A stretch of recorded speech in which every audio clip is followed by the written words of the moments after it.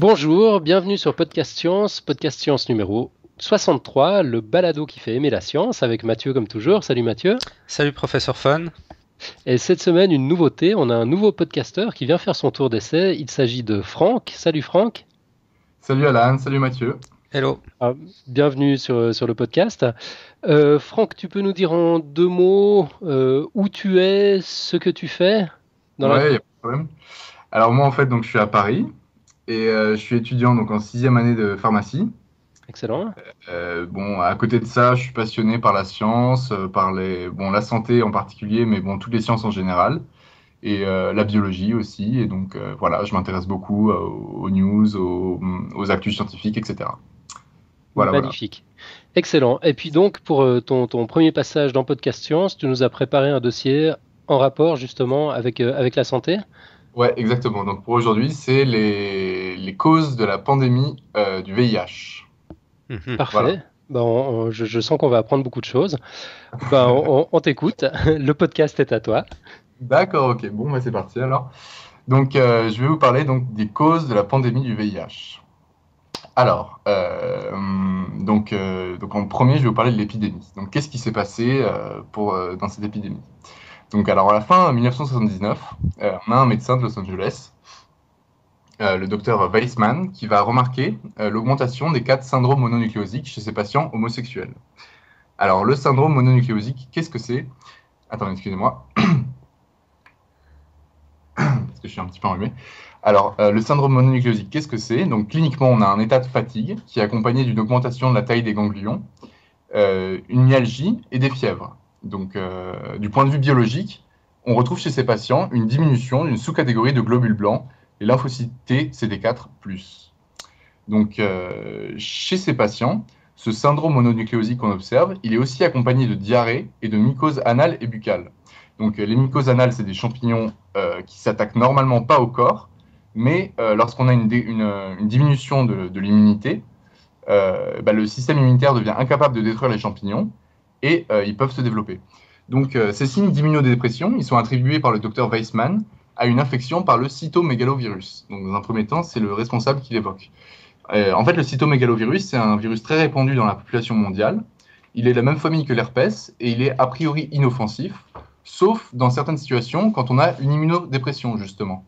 Mais en fait, le cytomégalovirus, il peut être la cause il peut être la conséquence d'une immunodépression, c'est-à-dire que les infections vont se développer en cas d'immunodépression, mais il ne peut pas être la cause de cette immunodépression. Donc l'explication n'est pas vraiment valable.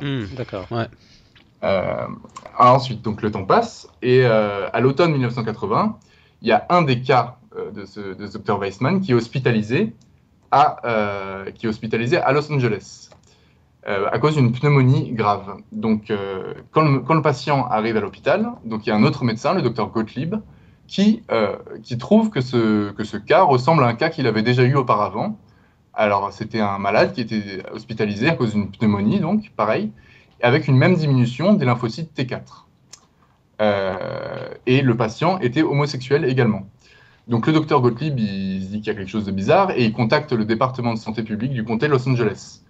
Donc le département de santé publique regarde dans ses fichiers et retrouve un cas similaire. Donc on en est à 3 patients diagnostiqués avec une infection grave et rarissime, la pneumocystose, et cette immunodépression. Aucune explication n'est retrouvée. Donc on en reste là et le temps passe. 2 autres patients sont hospitalisés plus tard, ce qui nous porte à 5 patients au total. Donc ils sont tous atteints de pneumocystose, ils habitent tous Los Angeles, ils sont tous homosexuels masculins, ils sont tous assez jeunes, ils ont aux alentours de la trentaine, et ils présentent tous cette même immunodépression qui est liée en fait à la diminution, donc j'en ai parlé tout à l'heure, d'une catégorie de globules blancs, les lymphocytes T CD4+. Et c'est sur quelle période que ça s'étale, qu'on a découvert ces 5 cas? Ça, ces 5 cas, c'est en quelques mois en fait. Quelques mois. C'est entre donc fin 1979 et là on est à l'automne 80 à peu près, donc c'est un peu moins d'un an. Ouais. Voilà. Donc je sais plus où j'en étais.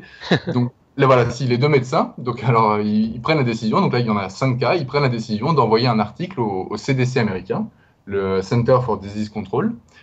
C'est l'équivalent de l'INVS français, qui est l'Institut national d'épidémiologie. Donc là, l'article arrive sur la table d'un médecin qui s'appelle James Curran. Il est responsable des MST, des maladies sexuellement transmissibles. Donc il a pris connaissance de l'article, et donc ça va être à lui de déterminer s'il veut le publier ou pas au niveau national. Donc là, la légende veut, j'ai vu ça je crois sur Wikipédia, qu'il a annoté l'article par Hot Stuff, qu'on pourrait traduire par C'est du lourd.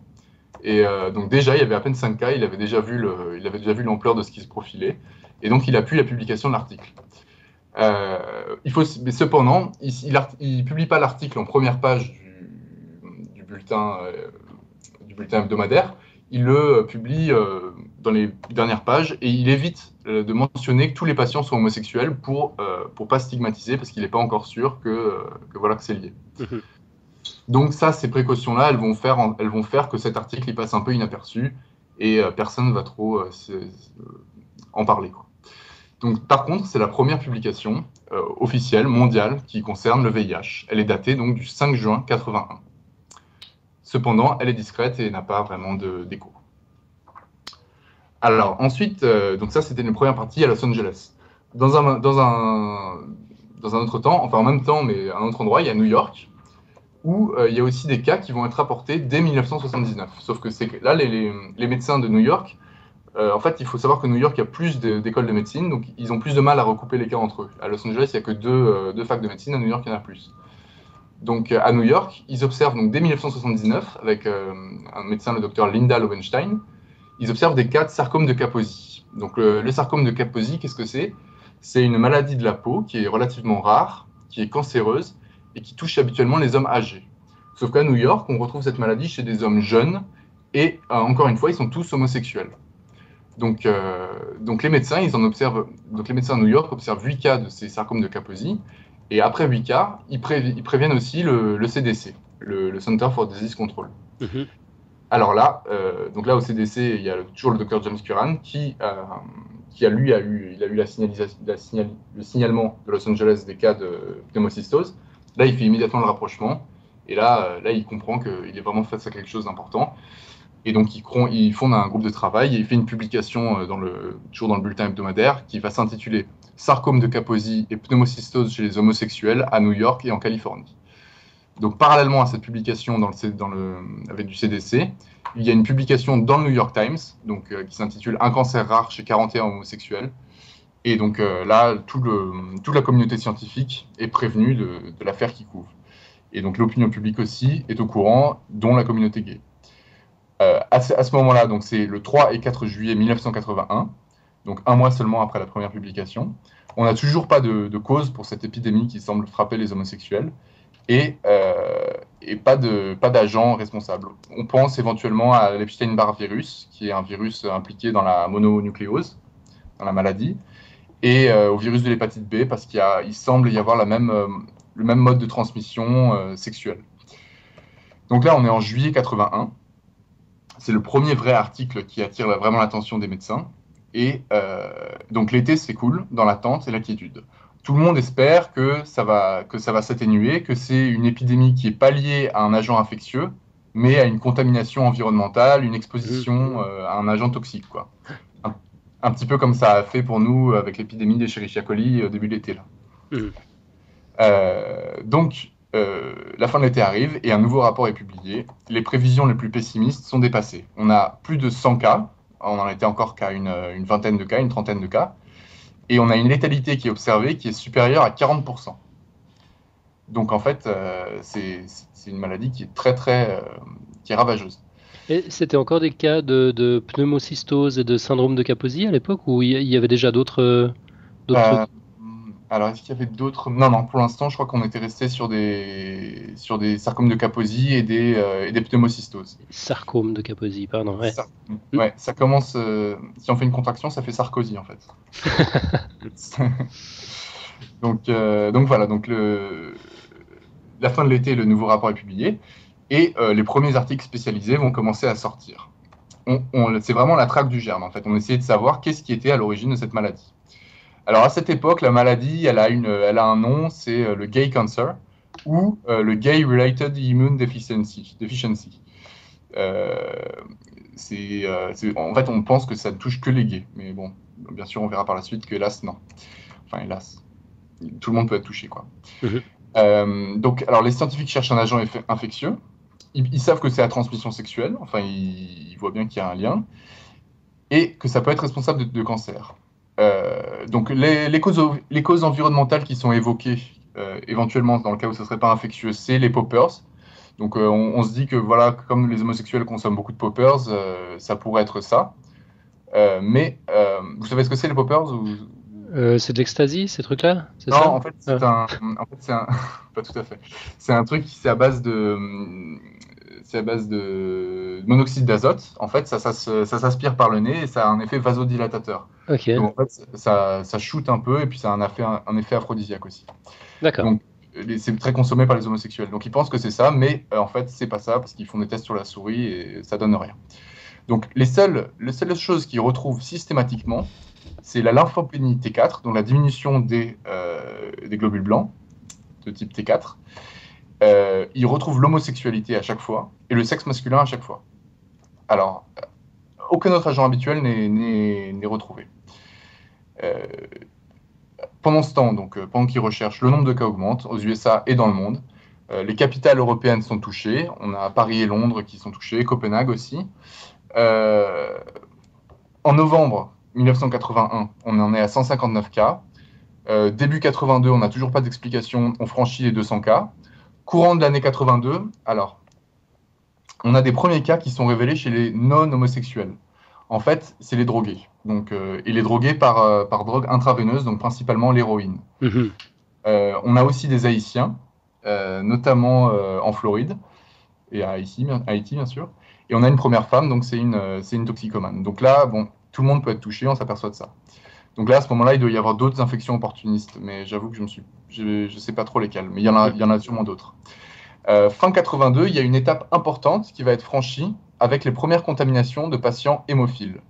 Donc les hémophiles, c'est des patients qui souffrent de troubles de la coagulation et qui nécessitent des dons de sang réguliers. Ouais. Donc on se doute bien que c'est par le sang que ça passe. Les homosexuels ne sont donc plus les seuls touchés, et ça commence à inquiéter sérieusement Lopez, qui, pour éviter la panique, et ça c'est intéressant de le signaler, vous m'entendez? Oui, oui. Parce qu'il m'a mis un message. Donc c'est important de le signaler parce que la presse, à ce moment-là, il y a un vrai danger, et la presse, en fait, évite de majorer les risques. Elle insiste sur le fait qu'il y a peu de cas encore, et que ça touche uniquement les groupes à risque. On parle des 4 H, homosexuels, hémophiles, héroïnomanes et haïtiens. Donc c'est assez intéressant de voir que quand il n'y a pas grand-chose, la presse a tendance à amplifier l'angoisse, et quand c'est vraiment important, minore un peu. Effectivement. Donc, ouais. La contamination des hémophiles est très importante. Elle prouve le caractère viral du germe, parce qu'en fait, avant d'être donné, le sang est filtré.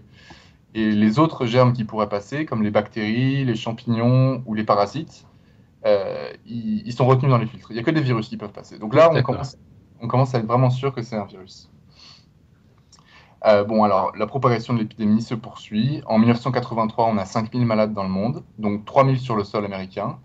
On a 12 000 malades dans le monde en 84. Et en 84, on va isoler le virus par une équipe française. L'Afrique et Haïti sont durement touchés également, à peu près en même temps que l'Amérique, légèrement avant pour l'Afrique.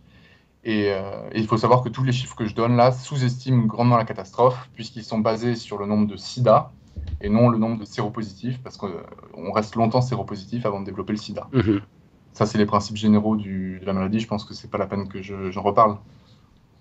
Je crois que tout le monde est familier avec ça, effectivement. Ouais, tout le monde est assez familier. Ouais. Okay. Donc, voilà pour l'épidémie, comment elle va se déclarer.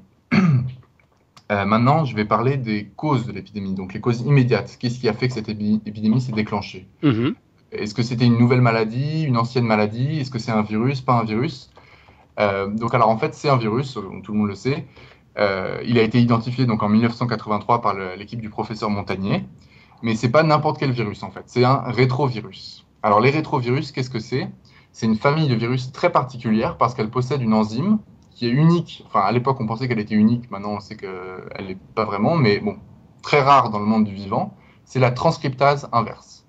Donc, la transcriptase inverse, c'est une enzyme qui permet de synthétiser de l'ADN à partir d'ARN. C'est une caractéristique cruciale parce qu'elle remet en cause le dogme fondamental de la biologie moléculaire qui voulait que le flux de l'information aille de l'ADN vers l'ARN, puis vers les protéines. Alors là, on a une enzyme qui fait, à partir de l'ARN, elle fait de l'ADN, donc elle remonte le flux. Donc c'était une découverte assez fondamentale. D'accord. Et donc la découverte de ce virus a lieu donc, par les équipes du professeur Montagnier. Elle se passe d'une manière assez intéressante parce qu'elle intervient à un moment clé. Je vais vous expliquer pourquoi. En fait, quand les équipes du professeur Montagnier, donc tout le monde cherche un germe, et donc les équipes du professeur Montagnier, ils vont avoir une idée que personne n'a eue. Ils vont prendre non pas dans le sang, ils vont prendre des ganglions de malades. Ils vont prendre des ganglions parce que c'est là que poussent les cellules qui manquent justement, les lymphocytes T4. Donc ils vont prendre les ganglions du malade, ils vont liser le tissu, ils vont les mettre en boîte avec du liquide nutritif et ils vont faire pousser. Et alors pourquoi est-ce qu'ils pensent à faire ça? Déjà, ils peuvent le faire que depuis les années 70, enfin depuis quelques années en fait, parce qu'avant on ne savait pas faire ces cultures-là. Donc il manquait des facteurs de croissance qu'on a découvert que dans les années 70, notamment l'interleukine 2. Et donc ils font cette culture-là parce qu'ils cherchent une activité reverse transcriptase. C'est donc qu'en fait ils avaient pensé que ça pouvait être un rétrovirus qui causait la maladie. Ils avaient déjà cette idée-là en tête. Oui, ils ont eu une bonne intuition alors en fait. Voilà, exactement. Et pourquoi est-ce qu'ils ont eu cette intuition? Parce qu'en 1980, donc là on est en 83, donc c'est-à-dire 3 ans avant, l'équipe de Max Gallo aux USA a isolé pour la première fois déjà un rétrovirus, un autre, chez l'humain, le HTLV1. Ce virus, il cause dans des rares cas des leucémies chez l'homme, sinon il n'est pas vraiment pathogène. Mais donc c'est une découverte très récente, c'est-à-dire que des rétrovirus pouvaient toucher l'homme, qui a inspiré les recherches du professeur Montagnier, qui se sont dit, bon, ben, on va essayer de voir si ce ne serait pas par hasard un rétrovirus. Et c'est une coïncidence qui est vraiment frappante, parce que la reverse transcriptase, elle a été découverte en 1970. Les progrès en culture cellulaire, ils ont eu lieu pendant les années 70. Et cette découverte d'un rétrovirus humain, elle a lieu en 1980. Ces 3 découvertes-là, elles vont conditionner la découverte du virus. Et il est à peu près certain que si on avait eu, enfin ça c'est certains auteurs qui le disent, et je pense que c'est assez vrai, si le VIH était apparu 5-6 ans plus tôt, on ne l'aurait pas découvert en fait.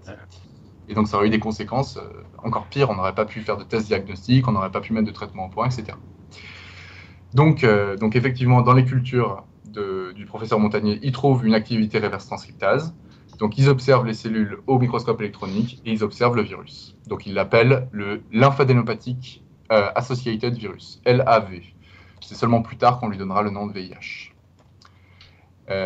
Donc voilà, donc on a le coupable, c'est le VIH, enfin le LAV. D'accord, donc ça c'est en 83, hein, alors que les premiers cas signalés par Weissman étaient en 79. Exactement. Non, le signalement, en fait, Weissman a eu ses premiers cas en 79, mais le signalement a eu lieu en 81. Ouais. D'accord. Donc, on a découvert le virus 2 ans après le signalement. Donc, maintenant qu'on a le coupable, on va essayer de chercher quand est-ce qu'il est apparu, d'où est-ce qu'il sort.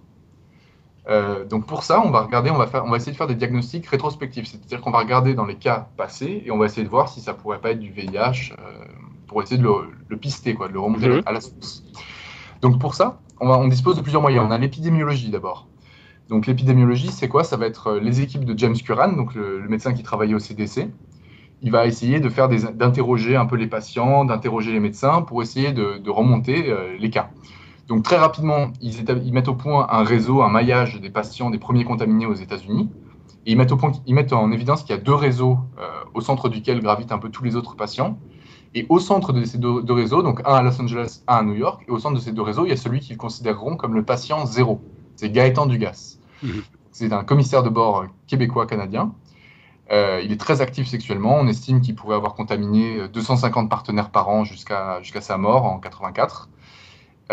Et donc, on a longtemps pensé que c'était lui qui était à l'origine de la contamination aux États-Unis.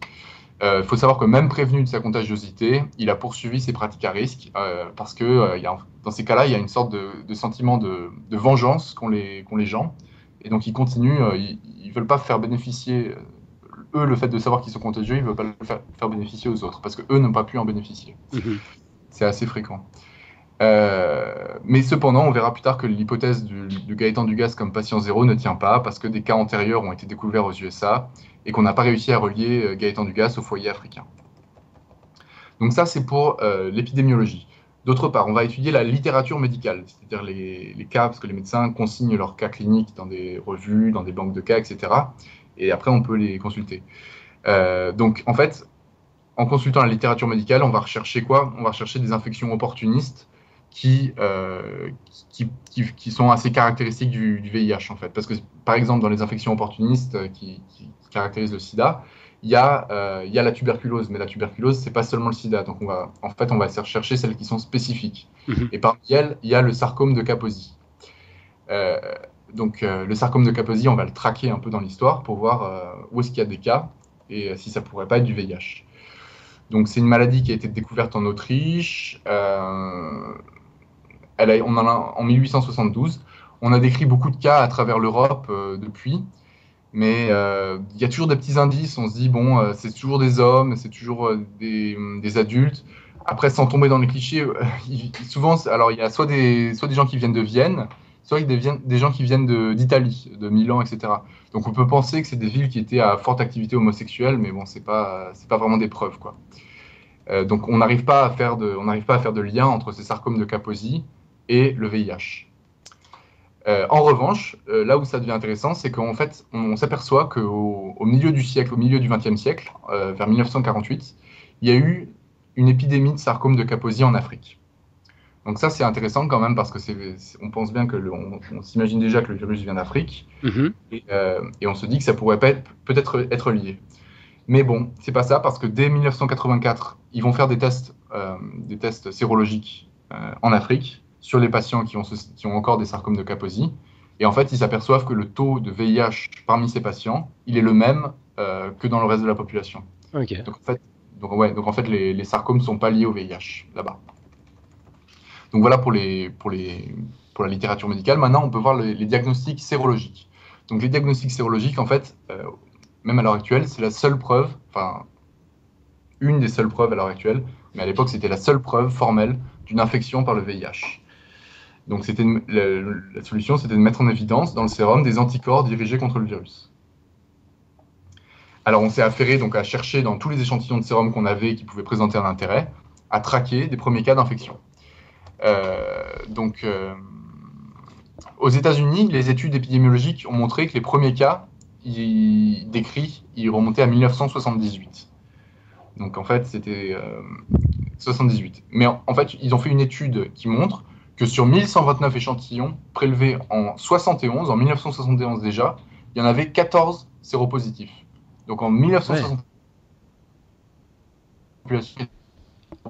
en fait, c'est pas 1% de la population. Excuse-nous, Franck, j'ai une coupure. Tu peux reprendre quand tu disais qu'en 71, on avait 14 cas positifs. Ouais, non, en 71, on avait 14 positifs, oui, c'est ça, sur 1129 échantillons. Donc, c'était des échantillons qui étaient prélevés sur des toxicomanes, je crois, donc c'était une population à risque. Mais ça prouve que déjà en 71, on avait presque 1% d'une certaine population à risque qui était contaminée. Donc, c'est une découverte assez importante qui montre que les premières contaminations sont très antérieures, par exemple, au patient zéro, Gaëtan Dugas, qui a débuté sa période d'activité vers 72, on estime.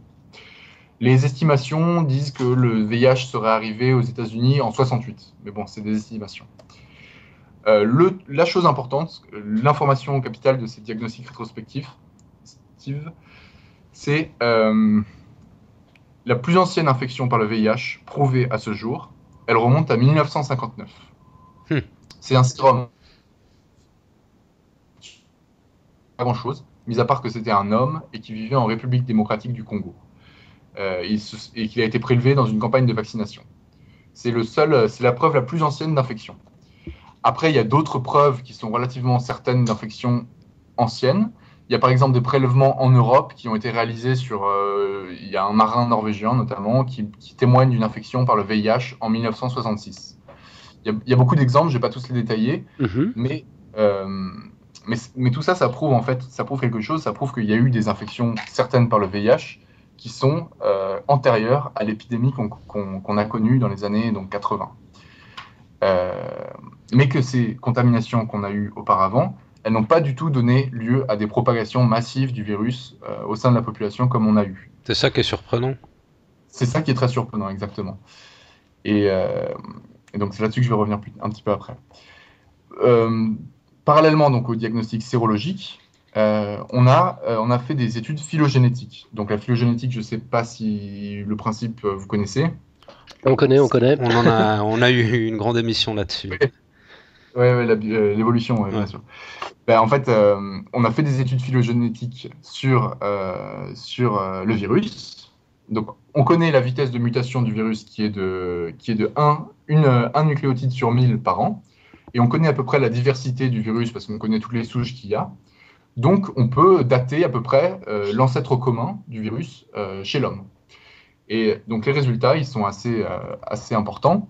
Ils donnent une fourchette qui va de 1885 à 1935, suivant les études.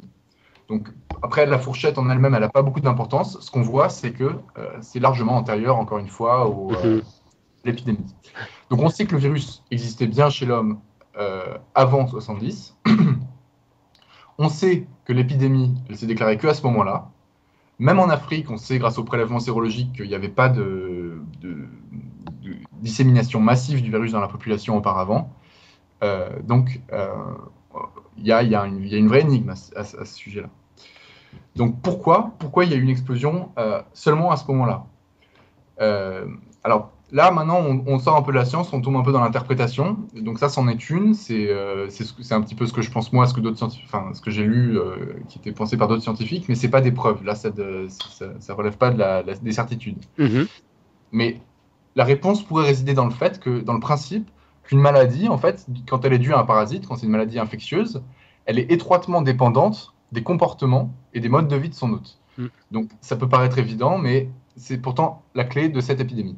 Si on prend par exemple le comportement alimentaire et fécal de l'homme, donc maintenant on sait qu'on protège notre nourriture, on ne laisse pas les animaux circuler dans les cultures, on nettoie les aliments avant de les manger et on évacue nos eaux usées, on les évacue dans les rivières. Et ben, ce genre de comportement, c'est crucial parce que ça permet d'éliminer des maladies comme par exemple le choléra. Le choléra, c'est une bactérie qui se développe dans les intestins et qui est évacué avec les selles et qu'on réabsorbe et c'est très contagieux. Et ben là, on voit qu'un comportement en particulier, il a permis d'éradiquer un parasite. En revanche, si on prend un autre exemple, l'exemple inverse, on sait que le chat, il vectorise la toxoplasmose. La toxoplasmose, c'est une maladie qui crée des déformations quand les femmes enceintes l'attrapent, ça crée des déformations très graves chez les enfants. Et pourtant, on continue à domestiquer les chats. Donc, on a un comportement qui permet aux parasites de continuer à nous parasiter, finalement. Donc, on voit qu'en fait, nos comportements sont étroitement liés à l'existence de parasites parmi notre population. Donc, si on regarde les modifications des comportements de nos modes de vie pendant les années 70, quels sont ceux qui permettent d'expliquer l'émergence du virus? Avec en plus le conseil sur ces modes de contamination qui sont sexuels, sanguines ou de la mère à l'enfant. Donc si on regarde en Afrique, si on s'interroge sur les modes de vie en Afrique, on voit qu'avant la colonisation et donc la christianisation du continent, les unions durables, elles sont rares en Afrique noire. Il y a beaucoup de polygamisme, etc. Cependant, il y a un interdit sur la prostitution. Il y a quasiment pas de prostitution, c'est interdit. Et en plus, il y a une fermeture sexuelle à l'étranger. C'est-à-dire que dans les villages, l'étranger, il restera étranger tout le temps. On va jamais le tolérer dans les cercles. Donc en fait, finalement, c'est très fermé. Et il y a un modèle social qui est rural en petits villages qui va favoriser l'imposition et le maintien de ces interdits sociaux. Et à l'arrivée des colons européens, le modèle social africain va être complètement bouleversé. C'est-à-dire que les cercles vont être détruits. Et à la décolonisation, ça va être encore pire. Il va y avoir toutes sortes de modifications. Il va y avoir la transition démographique avec l'augmentation de la population qui va mener à l'exode rural, etc. Donc l'exode rural, oui, lui-même va mener à l'explosion de la prostitution en milieu urbain. Et voilà. Si on regarde en République démocratique du Congo, l'indépendance a eu lieu en 1960. Et par exemple, Kinshasa, qui est la capitale, la population a triplé en l'espace d'un peu plus de 10 ans, je crois. Ouais. Donc on a toutes sortes de facteurs qui vont modifier le mode de vie des gens et qui vont pouvoir expliquer la contamination du VIH. Parce que par exemple, la prostitution en milieu urbain, ça fait que des femmes étaient conduites à avoir des relations sexuelles avec plusieurs centaines d'hommes par année. Donc c'est quelque chose d'assez marquant. Donc c'est le développement de ces pays-là qui finalement a permis la génération de l'épidémie. Ben, oui, en fait, c'est la transition démographique qui a augmenté la taille des populations, qui a conduit à l'exode rural. C'est tout un ensemble de facteurs, en fait. C'est difficile de résumer, mais c'est quelque part, c'est le développement. Ouais. C'est l'apport, c'est le changement de le changement de leur mode de vie. Quoi. Mais donc ce changement-là, si on regarde, ça explique pas tout, ce changement donc démographique, l'explosion des villes, etc. Parce que si on regarde au Zimbabwe, c'est un pays qui a été pareil, qui a été décolonisé, etc. Et dans les années 80, on voit qu'il y a une augmentation du VIH, mais qu'il y a une diminution des autres infections sexuellement transmissibles.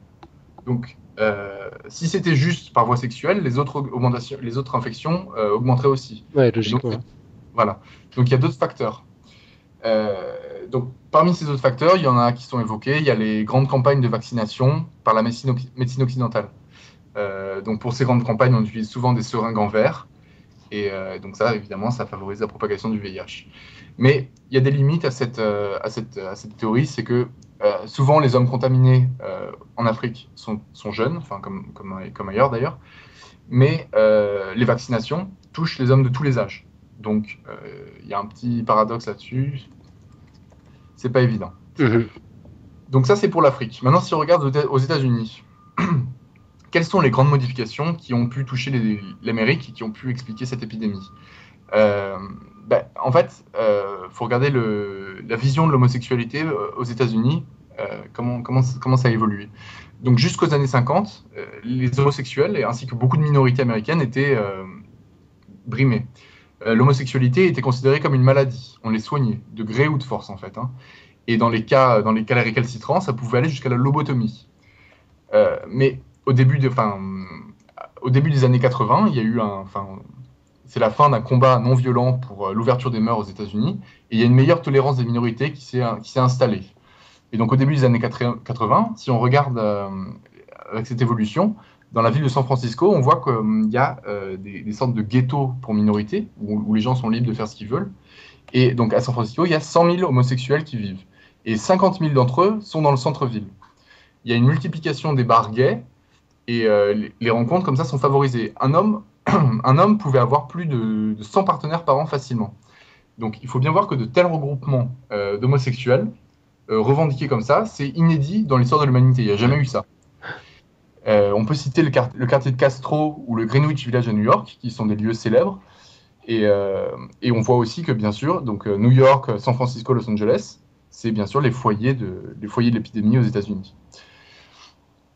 Donc ça, c'est une des modifications. Donc c'est le développement massif comme ça de l'homosexualité.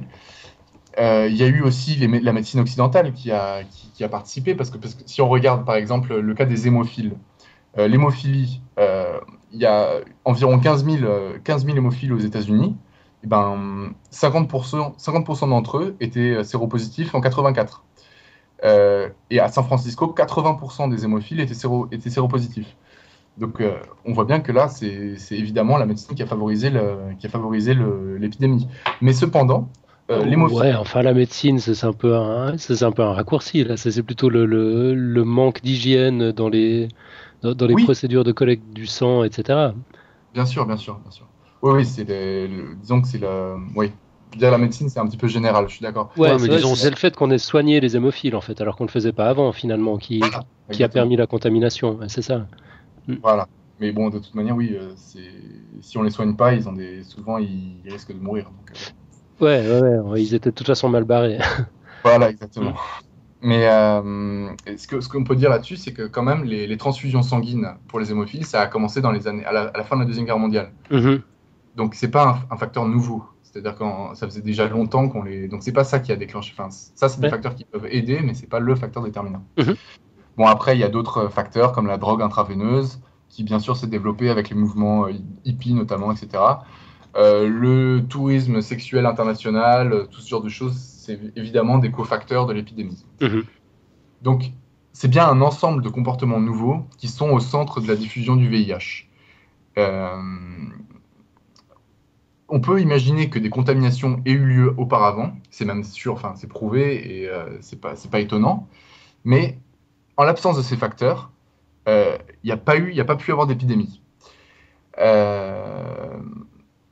Je voulais revenir sur le cas de Haïti. En fait, Haïti, ça a été contaminé très, très rapidement.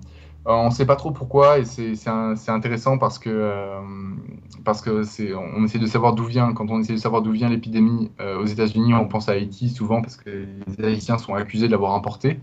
Mais en fait, il semblerait plutôt que ce soit l'inverse, que l'épidémie soit allée des États-Unis à Haïti. Parce qu'on a par exemple une étude qui montre que sur des sérums prélevés de 77 à 79 à Haïti, on a un taux de séropositivité de 0%, alors qu'on a vu qu'aux États-Unis, c'était largement positif avant. Donc, ça serait plutôt l'inverse. Mais bon, là-dessus, il n'y a pas de certitude encore. Les théories divergent. Donc, voilà pour les origines de l'épidémie.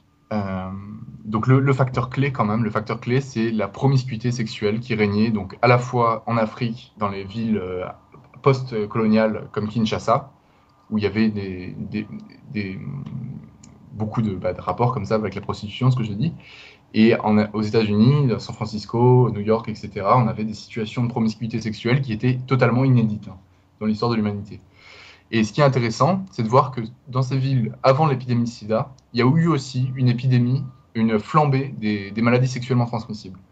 Donc cette flambée-là, elle peut être bien sûr attribuée à l'immunodépression qui est liée au VIH, mais elle montre en elle-même aussi que les comportements étaient vraiment favorisaient la flambée des maladies sexuelles. Ouais, le terrain était prêt en somme.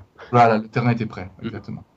Donc maintenant, pour finir, on va voir comment le virus, donc là on voit comment il a éclos dans l'humanité, comment il s'est répandu, maintenant on va voir comment il est apparu chez l'homme et même avant. D'accord. Alors, auparavant, juste un petit point sur les maladies nouvelles, en fait. Il y a des maladies qui sont nouvelles et des maladies qui sont anciennes. En fait, certaines maladies sont vieilles comme l'homme, en fait. On peut citer par exemple les bactéries pyogènes qui infectent la peau. Elles touchaient déjà les mammifères, c'était les mêmes, et on se retrouve avec les mêmes maladies. Par exemple, quand on se fait une plaie, ça s'infecte, on a du pus. Ce sont les mêmes bactéries qui infectent les mammifères. On peut citer pareil la scarlatine. La scarlatine, c'est dû à un streptocoque. C'est une maladie qui est aussi vieille que l'homme. On peut citer le paludisme qui infecte aussi le singe et qui a été transmis à l'homme. On peut citer les vers intestinaux, etc.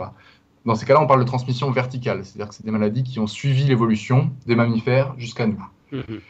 Mais il y a aussi les maladies nouvelles, dont on peut tracer l'apparition chez l'homme. Donc, ces maladies nouvelles, il y en a plusieurs types. Je ne vais peut-être pas les détailler parce que je ne sais pas si j'ai le temps. Mais ça peut être, par exemple, quand il y a une nouvelle zone géographique qui s'offre à la maladie. C'est comme, par exemple, quand les conquistadors ont ramené la syphilis. Enfin, bon, maintenant, on sait qu'elle était sûrement déjà en Europe, mais bref. Ils ont ramené la syphilis d'Amérique. Et là, la syphilis s'est répandue dans toute l'Europe. Donc, ça peut être géographique. C'est-à-dire qu'elle existait déjà en Amérique, elle s'est développée en Europe. Ça peut être nouveau, totalement nouveau également, comme par exemple la tuberculose. La tuberculose, elle est apparue au néolithique. L'homme a commencé à domestiquer les bovins. Et en domestiquant les bovins, il s'est mis au contact d'un germe, donc Mycobacterium bovis, qui causait la tuberculose.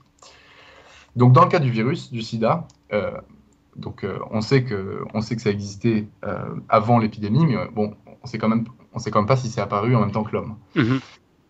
Donc, on va voir un petit peu. On va revenir un petit peu sur les rétrovirus. On sait qu'il y a 3 types de rétrovirus. Il y a les oncovirus qui donnent des cancers, les lentivirus dont fait partie le VIH et les spumavirus. On sait que les oncovirus causent des cancers. Attends, excusez-moi. Non. On sait que les rétrovirus, ils sont très très anciens. Ils existent depuis très longtemps, depuis bien avant l'homme. Notre génome, par exemple, il contient des génomes de virus qui sont intégrés et qui sont endormis depuis des millions d'années. Il est probable même qu'on a des virus de dinosaures dans notre génome. Mais est-ce que c'est le cas du VIH? Alors, on sait que les lentivirus, dont fait partie le VIH, ils donnent des infections lentes et ils ont pour caractéristique d'être cytopathogènes. On connaît donc 5 groupes qui vont infecter 5 groupes de mammifères. On a les bovins, les équidés, les félins, les caprins et les primates. On a découvert celui du félin, donc du chat, on l'a découvert après avoir découvert le VIH. Et pareil pour celui du singe, le SIV, on l'a découvert après le VIH, en 1985. Donc juste le FIV et le SIV, c'est l'équivalent du HIV chez les félins et chez les primates, c'est ça? Exactement. D'accord. Exactement. Donc, quand on a découvert le VIS, le virus d'immunodéficience du simien, en fait, on s'est aperçu qu'il était très analogue à l'humain. Donc là, on s'est dit, autant d'analogies, c'est pas possible. Il y a forcément un lien de parenté entre les deux. Donc on a déterminé que le VIH descendait d'un groupe de SIV infectant le singe et qu'il y avait eu une transmission interespèce. Donc voilà. Donc à ce sujet-là, il ne faut pas s'inquiéter pour le FIV du chat. Et celui-là, on sait qu'il n'est pas transmissible à l'homme. Donc il n'y a pas besoin d'avoir peur des chats à partir de maintenant. donc on a cherché ensuite à expliquer comment ce virus pouvait être passé du singe à l'homme. Alors là, pour ça, il y a beaucoup de théories, dont certaines sont très fantaisistes, qui ne sont pas étudiées. Je vais parler que de la principale. Hein. C'est la piste du chasseur de brousse, comme on dit. Et donc voilà. Alors, elle est basée sur la consommation de viande de singe par l'homme en Afrique depuis très longtemps, et a fortiori en période de pauvreté. Donc, dès lors, on a des circonstances de contamination qui sont évidentes, les morsures par le singe, coupures lors de la préparation de la viande, et il y a des pratiques chamanes. Par exemple, il y en a une que j'ai vue, c'est de s'enduire l'entrejambe avec du sang de singe. Bah, là, voilà, c'est sûr que ça crée un risque. Donc là, cette contamination interespèce, elle est très probable. Et récemment, il y a une étude qui est parue dans le The Lancet, qui est assez inquiétante. Ils ont pris des sérums en fait, sur 1000 personnes au Cameroun, et ils sont aperçus que 1% d'entre eux étaient contaminés par un virus simien, le simian fomivirus, qui est un spumavirus, donc c'est un rétrovirus comme le VIH et le SIV. Et on pensait qu'il était spécifique du singe, mais en fait on s'est aperçu qu'il y avait encore des transferts de virus depuis le singe vers l'homme en Afrique. Wow. Donc même c'est à l'heure actuelle, hein, c'était après 2000. Ouais. Donc cette contamination, elle montre que en fait que le passage est tout à fait possible, et donc les scientifiques qui ont fait l'étude, ils prônent l'abolition totale de la consommation de viande de singe pour prévenir l'émergence d'un nouveau virus, parce que c'est vrai que voilà. Une petite question, est-ce que tu sais si chez les singes il y a eu une épidémie aussi virulente qu'on peut voir chez nous durant ces 20-30 dernières années, ou c'est c'est un virus qui est plus ou moins stable chez les populations Non, ouais, effectivement. Chez le singe, c'est différent. J'en ai pas parlé, j'aurais dû. Effectivement, c'est que la maladie est beaucoup moins virulente. Elle est quand même mortelle, mais pas dans tous les cas, et elle est beaucoup moins virulente. Et puis, il y a aussi autre chose qui est assez intéressant, c'est que chez les singes, en fait, et c'est là que c'est intéressant pour faire le parallèle avec l'homme, c'est que chez les singes, en fait, les comportements sexuels, ils sont fermés, en fait. Ils n'ont pas changé. Ils n'ont pas changé. Et en fait, on s'aperçoit qu'il y a peu de singes qui sont contaminés parce que, justement, ils n'ont pas ces facteurs ils n'ont pas les mêmes facteurs que nous d'expansion du virus comme ça à grande échelle. Ouais. Et donc oui, chez le singe, il y a beaucoup de sous-types de virus en fait. Hein. Ça, j'en parlerai plus tard. Il y en a beaucoup, il y en a énormément. Il y en a une trentaine, je crois. Donc voilà. Donc le virus peut passer du singe à l'homme, et c'est probablement ce qui s'est passé dans le cas du VIH. Il y a quand même encore des questions qu'on se pose parce qu'en fait, on a fait des études, on a réussi à remonter le virus jusqu'à son ancêtre le plus probable chez le singe. Donc ça proviendrait de chimpanzés du Cameroun pour le VIH1, hein, parce que je me suis pas trop attardé sur la différence entre VIH1, entre VIH1 et 2. Donc là, je parle surtout du VIH1 qui est antérieur au VIH2. C'est juste un modèle pour comprendre comment ça s'est passé. Donc en fait, en remontant les ancêtres du VIH1, on voit que ça provient de chimpanzés qui vivraient au Cameroun. Et l'épidémie en Afrique se serait plutôt déclarée au Congo, donc à plusieurs centaines de kilomètres de là. Donc on ne sait pas trop comment ça a pu aller du Cameroun au Congo. On ne sait pas également comment est-ce que le VIS simien a pu s'adapter à l'homme. Est-ce qu'il y a eu des recombinaisons entre différentes souches simiennes? Ou bien est-ce qu'il a suffi que le virus mute rapidement une fois passé chez l'homme? On ne sait pas trop comment ça s'est passé. Ce qui est probable, c'est qu'en fait, le VIH, dans sa forme à peu près actuelle, soit apparu chez le singe et, après ait été transmis à l'homme, en fait. Mais bon, il n'y a pas de certitude à ce sujet-là, et puis je pense qu'il n'y en aura pas sous peu. Mais malgré ces incertitudes, ça reste quand même cette théorie qui est la plus probable. Il y a d'autres théories, donc je ne vais pas trop m'attarder dessus. Il y a la théorie du vaccin contre la poliomyélite, qui a fait beaucoup couler d'encre, qui est basée sur le fait qu'en fait, dans les années 60-70, les labos américains ont fait des études pour faire un vaccin contre la polio, donc justement au Congo, donc le centre de l'épidémie en Afrique. Ils ont utilisé des... Donc voilà, la coïncidence est un petit peu malheureuse. Excuse-moi, j'avais un peu tard, mais ça a coupé là quand tu parlais de la polio. Tu peux juste revenir 4-5 phrases en arrière. J'ai un moment clé que j'ai raté. Okay. Donc la polio, c'est une autre théorie pour expliquer le passage du singe à l'homme. C'est qu'il y a des labos qui ont fait des tests pour un vaccin contre la poliomyélite dans les années 60, dans les environs du Congo. Et ils ont fait des tests aussi, ils ont essayé le vaccin sur les populations. Donc il y en a beaucoup qui pensent que ça pourrait permettre le passage du virus. Effectivement, la coïncidence est troublante, mais bon, on ne peut pas affirmer, parce que pour que ce soit possible, il faudrait que les labos aient utilisé des chimpanzés pour faire le virus, parce que la paternité du chimpanzé dans le virus, elle n'est pas remise en cause, donc il faut qu'il y ait des chimpanzés dans l'histoire. Or, les labos disent qu'ils n'ont pas utilisé de chimpanzés. Et en plus, on n'est pas sûr que la contamination par l'intermédiaire de la prise du vaccin, qui est un vaccin oral a priori, est possible. Donc, voilà, il y a des impossibilités. Ouais, je crois que c'est une thèse qui était complètement réfutée finalement, non? C'était en vogue à une certaine époque, mais ça tient plus la route. Si. Non, moi je pense que ça tient plus la route. Après, il n'y a pas de vérité dans la matière, donc il y aura toujours des gens pour défendre des thèses complètement farfelues. Mais non, effectivement, je pense que si on demande à n'importe quel scientifique qui s'y connaît, il lui dira que c'est n'importe quoi. Mais bon, ouais, c'est bien de le signaler. Donc ensuite, il reste plus qu'à... Donc une fois qu'on a expliqué le passage du singe à l'homme, il reste plus que la question un peu subsidiaire de l'origine chez le singe du virus, du SIV. Donc pour ça, on a fait des études phylogénétiques sur les singes d'une île, l'île de Bioko, qui est au large du Cameroun en fait. C'est une île qui a été séparée du continent il y a 10 000 ans. Donc on s'est aperçu que les singes sur cette île avaient le VIS. Donc déjà, on sait qu'il est apparu il y a plus de 10 000 ans. Oh, waouh. Et en faisant une étude de phylogénétique, on a réussi à dater l'apparition de l'ancêtre commun entre les souches de Bioko et du continent à au moins minimum 32 000 ans. Donc c'est beaucoup moins que ce qu'on pensait. Au début, on pensait que c'était quelques milliers d'années. Maintenant, on sait que c'est beaucoup plus. C'est un peu une mauvaise nouvelle parce qu'on espère beaucoup qu'avec le temps, bon, de toute façon, ça se compte en centaines d'années, mais qu'avec le temps, le VIH va devenir moins pathogène chez l'homme, comme le VIS l'est chez le singe. Et donc là, forcément, quand on voit qu'il est depuis 32 000 ans chez le singe, on se dit que ça va prendre du temps, quoi. Ouais. Donc voilà.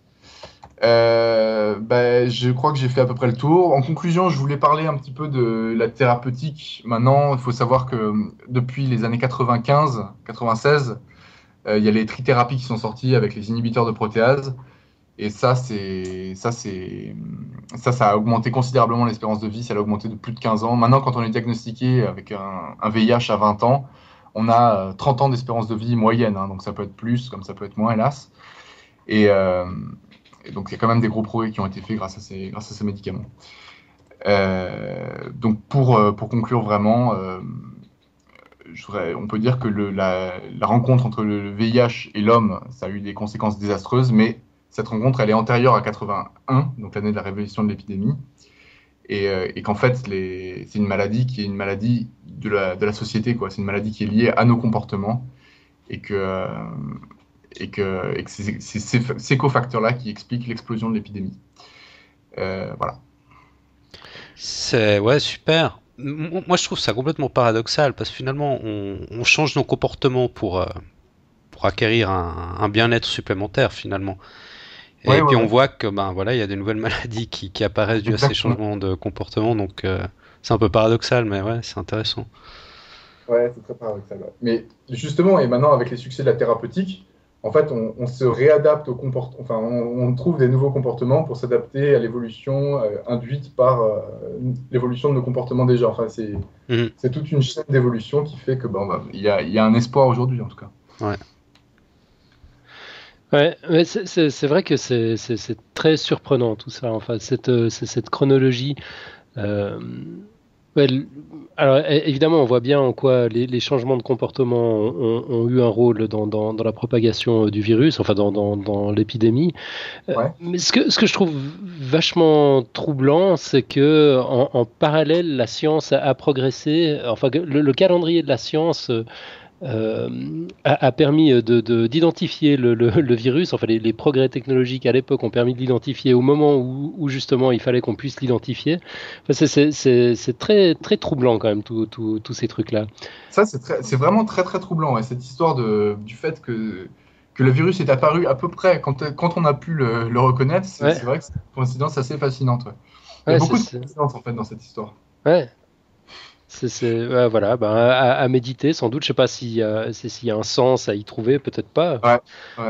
Je pense que gros coup de bol finalement qu'on ait eu la technologie au point juste à ce moment-là pour pouvoir comprendre à quoi on avait affaire. Bon, je pense que moi, si on l'avait pas eu, on se serait donné les moyens quand on aurait découvert la maladie, et puis ce serait arrivé quelques années plus tard. Mais ça, c'est pas sûr du tout, parce que tu sais, quand Montagnier l'a découvert en 83, les Américains, ils étaient encore en train de chercher, ils cherchaient pas du tout dans la bonne direction, et ils étaient pas du tout en passe de le découvrir, le virus. Hein. Parce je suis bien sûr qu'on aurait fini par le trouver et s'adapter, mais je pense qu'on a quand même gagné, quelques années, quoi. Ouais. Et ces années-là, elles valaient très cher, parce comme ça, on a pu faire un test. Les tests diagnostiques en 84, ils ont permis déjà, ça a permis de dépister tout le monde, de permettre aux personnes séropositives d'éviter de contaminer d'autres nouvelles personnes. Enfin, on peut pas réécrire l'histoire, mais ce qui est sûr, c'est que ça a été un gain formidable, quoi, qu'on puisse le trouver aussi vite, quoi. Ouais. T'as dit que les premiers antirétroviraux, c'était au milieu des années 80 déjà? Non, pardon. Les inhibiteurs de protéase. Les inhibiteurs de protéase, ouais. C'est eux qui ont vraiment révolutionné en fait l'espérance de vie, hein, en fait. Hein. Ouais. Les premiers antirétroviraux, je crois qu'ils datent de 89, quelque chose comme ça. C'est ceux, en fait, ceux-là, ils agissaient sur la reverse transcriptase, justement, qui synthétise l'ADN. Après, la découverte majeure, c'est qu'on a agi sur la protéase virale. Donc ça, c'est une enzyme du virus qui découpe tout simplement les protéines. Et là, c'est là que ça a été un progrès fondamental dans l'espérance de vie. Je ne veux pas minorer l'impact du VIH, mais en France, actuellement, il y a, je crois, 300 morts par an, hein, pour le VIH. C'est plus grand chose, en fait. Ouais, j'ai vu aussi, il y a des papiers qui circulent en ce moment. Je crois que le taux de mortalité en France en particulier est devenu tout à fait marginal. Ouais, c'est ça, exactement. Ouais. Mais c'est pas tant, c'est vrai que quand on pense au sida, on se dit qu'on a beaucoup traîné en fait, qu'on a affaire à un virus difficile à maîtriser, et qu'on recherche, les recherches sur le vaccin piétinent, mais enfin, avec cette perspective, en t'entendant raconter l'histoire du début à la fin, je me rends compte qu'on est quand même allé vachement vite, quoi, entre les premiers cas découverts. Ouais, enfin, ce lien qui a été fait, j'ai encore pas compris d'ailleurs comment James Turan a réussi à faire le lien entre les sarcomes de Kaposi et les pneumocytoses. Ça semble pas du tout, pas du tout évident. Pourtant, il l'a fait très rapidement. Puis là aussi, on a pu gagner beaucoup de temps. La conduite du CDC, elle a été exemplaire en fait. Tout le monde s'accorde. C'est juste incroyable. Ouais. Ils ont été très forts. Ouais. Enfin, l'une dans l'autre, comme ça, alors qu'on a affaire à une sale bête dont on sait maintenant qu'elle a plus de 32 000 ans, elle a eu le temps de faire son nid. Enfin, à l'échelle de l'évolution, ça compte, quoi. Là, en quelques dizaines d'années, finalement, on a quand même réussi à trouver des parades, à comprendre de quoi il s'agissait, à trouver des parades extrêmement efficaces, même si c'est pas encore la panacée. En définitive, on est allé vraiment très vite, finalement. Ouais, on peut dire ça. Mais il me semble. C'est vrai qu'en une vingtaine d'années, on a réussi à mettre en place des trithérapies qui résoudent quand même pas mal de problèmes chez les malades. Oui, c'est vrai. Et 20 ans sur l'échelle de l'histoire des maladies de l'homme, c'est vraiment pas beaucoup. C'est vrai ça. Il y a un truc pour lequel on n'est pas allé vite, ça a été, j'ai beaucoup lu ça, ça a été beaucoup reproché, c'est l'intervention des politiques en fait dans la prévention. Ouais. Ils ont mis beaucoup de temps déjà à demander aux gens qui sont contaminés de plus avoir de relations sans préservatif, des relations à risque. Et ils ont mis beaucoup de temps à réaliser l'ampleur du problème en fait. Je crois que la première conférence de l'OMS, enfin la première réunion entre les chefs d'État pour trouver des moyens collectifs de lutter contre l'épidémie, ça doit être dans les années 89-90, je sais plus. Mais c'est arrivé un peu tard et c'est une critique que j'ai retrouvée assez souvent, c'est que les politiques ont mis un peu de temps à intervenir. Ouais. Puis bien sûr, j'en parle pas, mais j'ai oublié d'en parler, le sang contaminé. Ça, c'est le cas, le cas du sang contaminé. Disons que technologiquement, on est allé vite, mais peut-être qu'on aurait pu faire un petit peu mieux au niveau... Ouais, bien sûr. Prévention. Prévention, voilà. Excellent. Ok. Ouais, bah écoute, merci infiniment. Tu fais une entrée spectaculaire dans le podcast. Là, quel dossier, ma parole. Très beau dossier. Merci beaucoup. Non, mais d'ailleurs, ça fait quelques temps aussi que je pense à essayer de faire des dossiers, j'en ai pas encore vraiment fait, mais avec un point de vue un peu plus historique sur un thème scientifique. Et bah voilà, t'es tombé pile dedans, j'ai trouvé bien, quoi. Ouais, c'est vrai que je me disais, il y avait beaucoup de choses qui étaient un peu moins scientifiques, quoi, mais c'est vrai que c'est intéressant. L'histoire des sciences aussi, c'est intéressant. Ça m'intéresse beaucoup, en tout cas. Bah voilà, tu viens peut-être d'annoncer de quoi tu vas nous parler pour ton prochain passage dans le podcast. Ah, donc je sais pas encore, moi, en ce qui me concerne, mais je vais y réfléchir, mais c'est peut-être dans ce sens-là, ouais. Qui sait. Bah écoute, merci, vraiment, merci beaucoup, bravo pour ce magnifique dossier. On a encore quelques petites choses à dire. Bah d'abord, on va rappeler que le 1er décembre, donc demain, dans notre perspective, aujourd'hui certainement pour la majorité des personnes qui vont télécharger le podcast, c'est justement la journée mondiale de lutte contre le sida. On n'en savait rien. Enfin, moi, j'en savais rien en tout cas. Bah voilà. C'est une heureuse coïncidence. Tiens. Très heureuse coïncidence, ouais. Exactement. Donc, voilà, ce sera l'occasion d'avoir une petite pensée pour toutes les personnes qui souffrent de la maladie, puis pour toutes les personnes qui luttent pour trouver des solutions. Ouais. Et puis on avait encore quelques petites choses à dire, des retours sur les émissions précédentes, Mathieu. Oui, alors un retour sur l'épisode de la semaine passée qu'on a eu avec Clément Michaud sur la géologie et la prévention des risques d'éboulement. Il y a Xavier Agnès qui nous envoie un lien d'un petit dossier, article sur Futura Science qui parle justement des risques géologiques. J'ai pas eu encore l'occasion de le lire complètement, mais voilà, je pense que ça va être un bon complément pour ceux qui sont intéressés par le sujet. Ouais, c'est un excellent complément. En fait, on avait parlé essentiellement des éboulements et des glissements de terrain avec Clément Michaud. Là, ce dossier parle aussi des avalanches. Des volcans, c'est un peu plus large. Voilà, exactement, d'autres types de risques. Et puis, alors toujours en parlant des émissions précédentes, 2 mots sur l'émission numéro 53. C'était l'interview de Julien Stervinou qui nous parlait de matériaux composites et de voitures volantes. Un tout grand merci à Draculito qui a retranscrit cette interview qui est désormais en ligne. Vous la trouvez sur le site. C'est un boulot de titan de retranscrire ces interviews. Il a fait ça spontanément. C'est vraiment cool. Encore merci, Draculito. C'est top. Ouais, tout grand boulot. Ouais. Oui, encore une petite chose qui me frustre un petit peu parce que je sais pas si je vais pouvoir le faire et c'est quelque chose qui me plairait de faire. C'est Thibault Lacroix qui nous envoie un lien iTunes où il nous dit: j'ai commencé les cours de mécanique quantique donnés par Leonard Susskind et c'est très intéressant, et là où j'en suis, abordable au niveau terminal S, donc terminal scientifique, juste avant le bac. Et donc c'est un cours qu'on peut télécharger sur iTunes de l'université de Stanford, donné par Leonard Susskind sur la mécanique quantique. Alors donc moi je suis content de savoir que même avec le niveau mathématique et de physique de terminal S, on arrive à aborder la mécanique quantique. C'est une bonne nouvelle. Ouais, bah je vais essayer. Moi, j'avais essayé les cours de physique du MIT je crois que c'était iTunes U aussi, mais j'ai décroché après 40 minutes, juste pas le niveau en maths, quoi. Mais là, peut-être, on verra. Je vais essayer. Ouais, En tout cas, ça faudrait m'intéresse. déjà revoir nos cours de maths de terminale Ouais. pour commencer, mais moi j'aimerais bien peut-être passer une fois un jour ou deux à suivre un cours comme ça me plairait. Mais on va voir si j'ai l'occasion de le faire. Autrement, on avait encore quelques petites choses à annoncer. Alors d'abord, un concours, le concours Nouvelles Avancées, qui est lancé par l'ENSTA. Je ne sais pas si on prononce ça ENSTA ou ENSTA.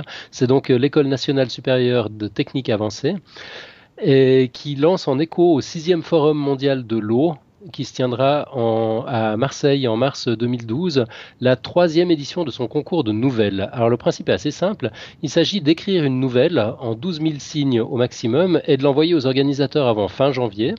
Et la nouvelle doit parler d'eau, évidemment. Donc par nouvelle, t'entends un récit. Voilà, Ouais. un petit roman. Mhm. Ouais. 12 000 signes, c'est pas beaucoup, hein. Ça fait quelques pages, donc ça va être assez court. Alors les consignes sont les suivantes: réaliste ou fantastique, historique, contemporaine ou d'anticipation, votre nouvelle devra mettre l'élément eau au cœur de son propos. Une approche scientifique, technique ou géopolitique aurait les faveurs du jury. Et le concours prévoit 2 catégories de participants. Il y a le grand public d'un côté et les élèves. Alors attention, pour cette dernière catégorie, seules certaines écoles sont reconnues. On mettra le lien sur le règlement. Et les prix sont plutôt sympas en fait. Le premier prix pour la catégorie grand public, c'est une croisière en Méditerranée pour 2 personnes dans le cadre des croisières du savoir, sciences et avenir, du 27 mai au 4 juin. Et pour la catégorie élèves, c'est un chèque de 3 000 euros. Sympa. Donc, ouais, pas mal. Ça, c'est pour les premiers prix. Puis il y a toutes sortes de prix. Il faudra aller voir sur le site. Et puis, bien sûr, évidemment, la publication des nouvelles et la gloire. Ils ont plutôt bien choisi le premier prix, une croisière pour un truc de nouvelles sur l'eau, c'est approprié, on va dire. Absolument, ouais, c'est très fort, très bien. Donc voilà, les liens seront dans les notes de l'émission pour celles et ceux qui veulent y participer. J'avoue que j'ai réfléchi, mais je suis pas tellement inspiré par le sujet de l'eau, mais on verra, quoi, on a le temps encore. Et puis une dernière chose qu'on voulait vous signaler, alors là c'est plus dans le petit monde des podcasteurs. Le 2e épisode du podcast 12 minutes de Xilrian est juste excellent. C'est une présentation de Newton comme on l'avait jamais imaginé. Donc Newton alchimiste, Newton maître de la monnaie, prêt à se déguiser en petite vieille pour débusquer les faux monnayeurs. C'est absolument passionnant. Franchement, c'est un régal. Je vous invite à y aller. Là aussi, le lien figurera dans les notes de l'émission. Voilà, je crois qu'on a tout dit. Cool, ouais. Tout dit ou presque. Ouais, mais il reste évidemment le moment magique qu'on attend tous. La minute de philosophie de la fin du podcast. Ouais, alors aujourd'hui, j'ai pris une quote. Ce thème sur le sida, je me suis dit, bon, oui, comme on a dit, on a quand même les trithérapies, on a quand même fait pas mal de progrès, mais bon, on n'a pas encore de vaccin, on part un peu il y a quand même différentes pistes. Je crois qu'il y a des essais cliniques d'ailleurs sur différents types de molécules qui. Oui.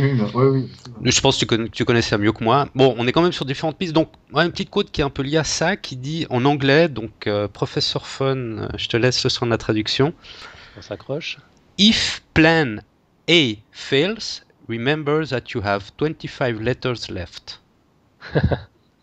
Alors, si le plan A ne marche pas, il faut se rappeler qu'il reste toujours 25 lettres. Voilà, elle est de Clint Bond. Donc j'ai trouvé ça sur Google+. C'est un utilisateur de Google+, je crois, sans autre, qui a écrit ça.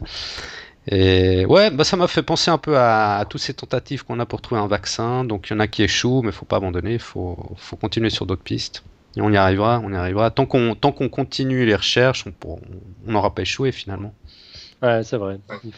Il y a tellement de possibilités, tellement de variabilités.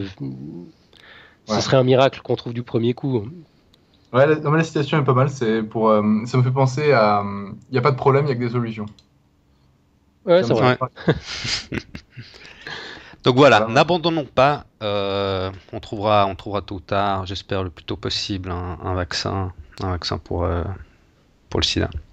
Bah voilà, encore une quote bien inspirée. Ça fait plaisir. Je me sens toujours un peu plus intelligent après tes quotes. J'adore ça. Ok, on va pas trop exagérer non plus. Hein. Ah si. Il faudra qu'on fasse un florilège de tes quotes une fois. Je sais pas, on fera peut-être ça pour la 100e ou quelque chose. Se les écouter bout à bout comme ça doit être pas mal. Ok, donc on en reste là pour aujourd'hui. On se retrouve la semaine prochaine avec une autre padawanette du podcast qui va venir faire son tour d'essai. C'est Hélène Arnal qui va nous parler des maladies qui peuvent expliquer le mythe des vampires. Donc ça, c'est pour le mercredi 7 décembre, si tout va bien, en ce qui concerne l'enregistrement, diffusion dans la nuit, dans la journée du 8 décembre. Et d'ici là, je vous souhaite une excellente semaine à tous. Également. À tout bientôt. À bientôt. Ciao. Merci beaucoup. À bientôt. Salut. À bientôt.